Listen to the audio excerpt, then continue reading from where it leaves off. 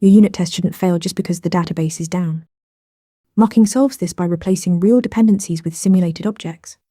When you test a class that talks to a database, a file system, or an external API, you swap those out for mocks. Fake objects that pretend to be the real thing. Your test only exercises your own code's logic, fully isolated from any external systems. In C#, libraries like mock make this straightforward. You create a mock of your repository interface, then set it up. When getUser is called with ID 42, return this specific fake user. Want to test what happens when something goes wrong?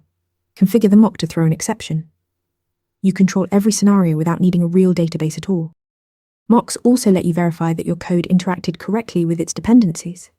After the test, you assert, was getUser called exactly once? Was it called with the right argument?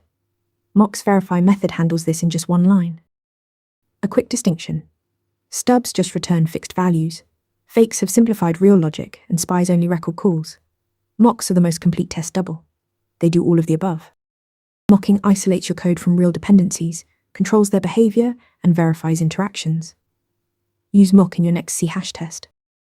Ready to practice for your next interview? Interview Mentor lets you answer real questions just like this one. After each answer, you get a detailed grade and personalized tips to improve. Watch your scores climb as you keep practicing.